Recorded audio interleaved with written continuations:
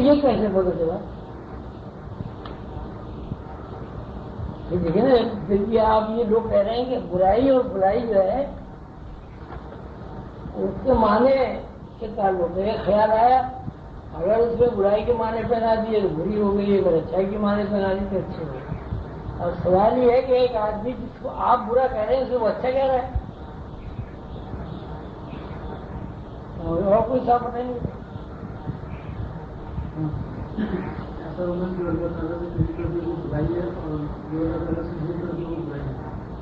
اچھا، جب تک اللہ تعالیٰ سے دوری اور قریبی نہ ہو پھر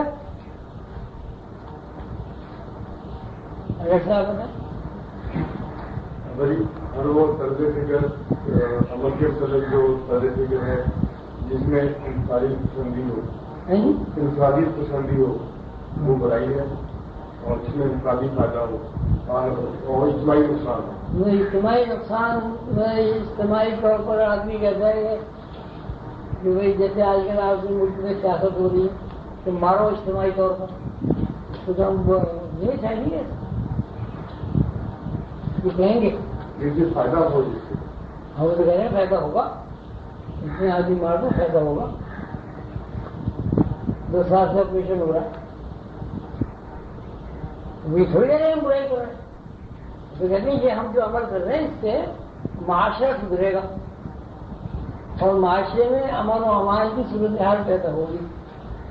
ایک مخصوص طبقہ ہے اس کا یہ خیال ہے، انہیں میں ایک مخصوص طبقہ یہ ہے کہ یہ سب کچھ جو ہو رہا ہے غلط ہی ہو رہا ہے، اور غلط اس بنیاد پر ہو رہا ہے کہ اتنے سال گزرنے کے بعد کوئی نتیجہ تک نہیں ہوا.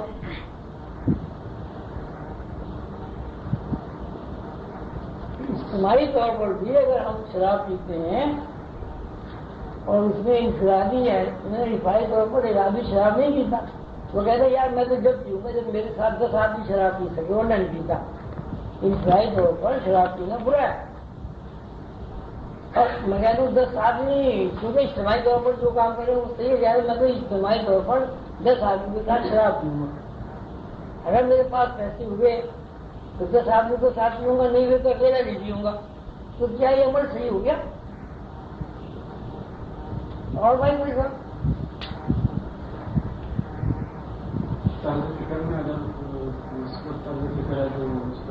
ضرورت کرنے سے کیا آتی ہے وہ کیا ہوتی ہے؟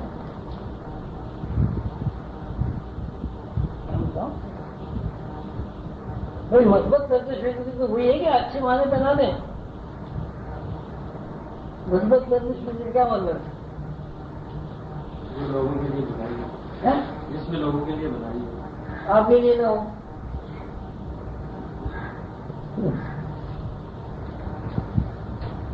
اور بھائی یہ تم بتاؤ گے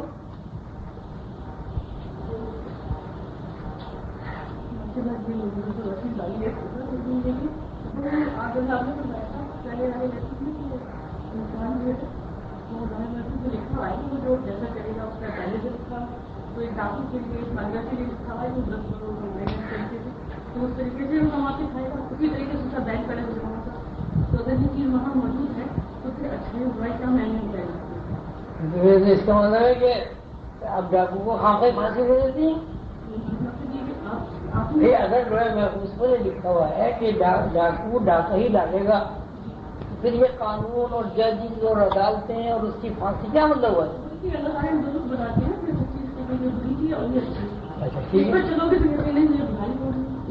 جب لوہے محفوظ پر ہی لکھا ہوا ہے کہ ایک آدمی ڈاکو ہوگا تو ڈاکہ ڈالے گا،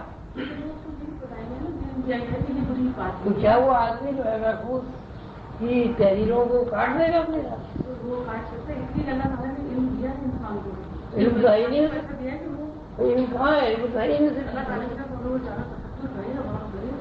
اچھا اگر غور و فکر کر کے کوئی آدمی ڈاکہ ڈالے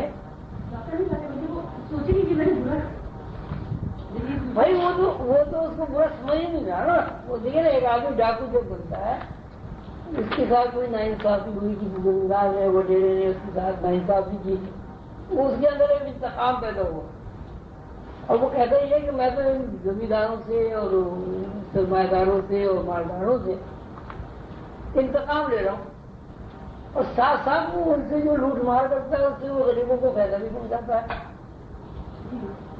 جبکہ ایک آدمی جو نمازیں بھی پڑھتا ہے، روزی بھی رکھتا ہے، کاروبار بھی کرتا ہے، وہ ایک پیسہ نہیں خرچ کرتا عوام سے.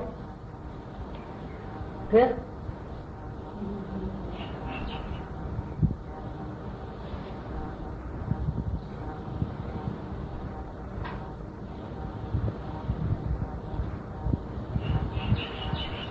کیا کریں بھائی؟ یہ تو کوئی بات نہیں بنی.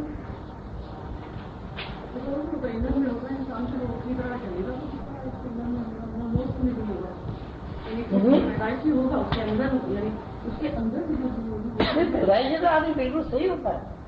ایک معصوم بچہ ہے، اس کے اندر تو اچھائی برائی کچھ ہے ہی نہیں. سوسائٹی دیتی ہے تو پیدائشی تو نہیں ہوئی نا اچھائی برائی.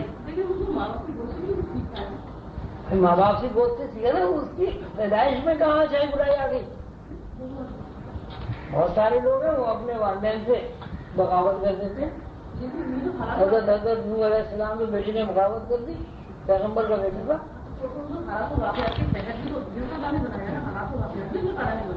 اللہ تعالیٰ کنٹرول کر رہا ہے تو سارا سسٹم ہی ختم ہو جائے گا. پھر دوزخ کیوں ہے؟ نہیں دوزخ کیوں ہے؟ مجھے کچھ کر ہی نہیں سکتا.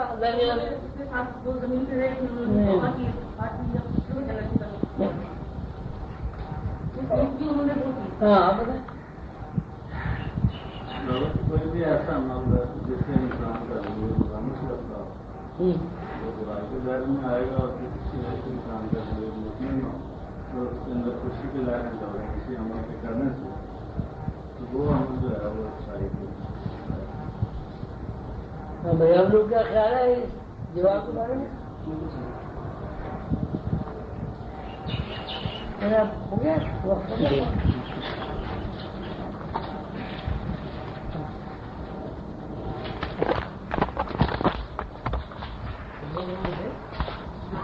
آج 400 روز پڑا.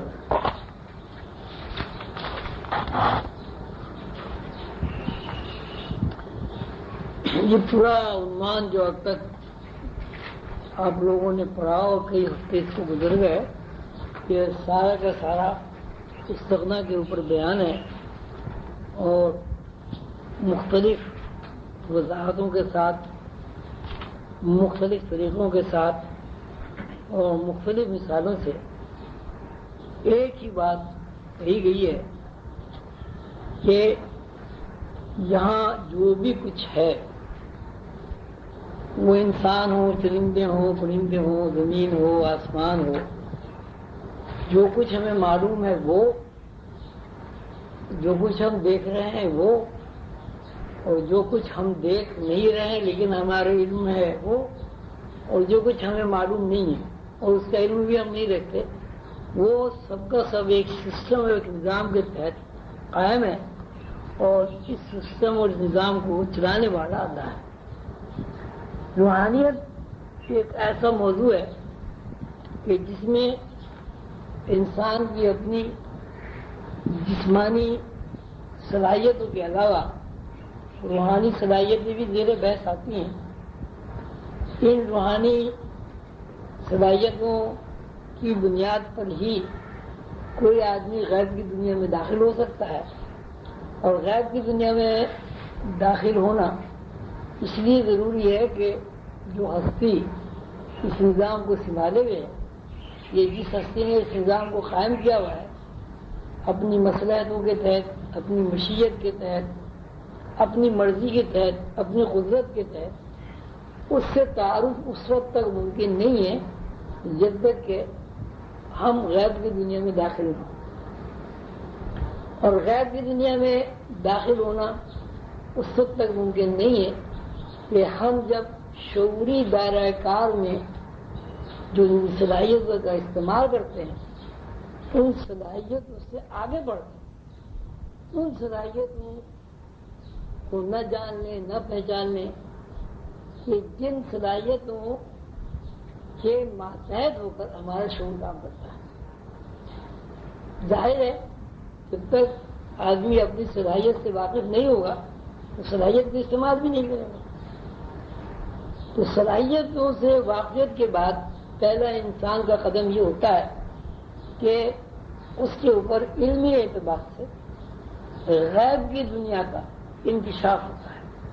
غیب کی دنیا نظر تو اس وقت آتی ہے جب آدمی غیب کی دنیا میں داخل ہو جاتا ہے یا اس کے اندر وہ صلاحیتیں بروئے کار آ جاتی ہیں جو صلاحیتیں شعوری حواس کے برعکس لاشعوری حواس کو دیکھتی ہیں، یعنی غیب کی دنیا میں ان کا استعمال ہوتا ہے. اب بات صرف اتنی سی ہے کہ روحانیت اور روحانی علوم اور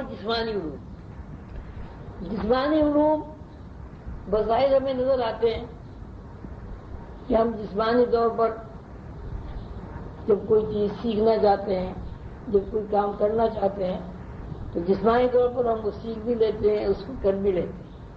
لیکن اگر اس پر بھی غور کیا جائے تو جسمانی طور پر بھی کوئی علم ہمیں اس وقت تک نہیں آتا جب تک ہمارے اندر اس کو سمجھنے کی، اس کو سیکھنے کی، اس کو یاد کرنے کی، اس کے اندر مشغافیوں کی صلاحیت موجود نہ ہو. شعوری طور پر آدمی کتنے ہی طاقتور ہو، پہلوان ہو جسمانی طور پر، لیکن اگر اس کے دماغ نہ ہو تو وہ اس آدمی سے جو بہت دبلا پتلا ہے اور جس کے اندر دماغ کام کر رہا ہے بہت ہی چھوٹا اور کم ہوتا ہے. جسمانی شعور کی بھی بے شمار رخ ہیں. مثلاً اب یہ جو آپ کے موجودہ سائنس ہے، نئی نئی چیزیں ایجادات آپ کے سامنے نئی نئی چیزوں کی ہو رہی ہے، اس کو ہم شعوری علم اس لیے کہتے ہیں کہ وہ کسی مادی چیز کو سامنے رکھ کر اس کے اوپر غور و فکر کرتے ہیں، کسی مادی وجود کو ٹارگٹ بنا کر اس کی صلاحیتوں میں اپنا ذہن استعمال کرتے ہیں، اور جب ذہن استعمال کرتے ہیں تو اس مادی وجود کے اندر جو صلاحیتیں ہیں، جو طاقت ہے، وہ ان کے سامنے آ جاتی ہے. لیکن وہاں پھر یہ ایک مسئلہ ہے کہ مادی وجود مثلاً ایٹم کی تھیوری آپ کو معلوم ہے کہ ایٹم میں ایک طاقت ہے. ایٹم تو ہمیشہ سے موجود ہے، جب سے دنیا بنی اس وقت سے ایٹم تو موجود ہے. جب تک کچھ لوگوں نے ایٹم کے اندر چھپی ہوئی طاقت کو تلاش نہیں کیا، ایٹم نے اپنی طاقت ظاہر نہیں کی. اب اس میں ایک بات یہ بھی ہے کہ ایٹم کے اندر جو مخفی صلاحیت موجود تھی یا ہے وہ بھی اس وقت کھلی جب انسان نے اپنی شعوری صلاحیت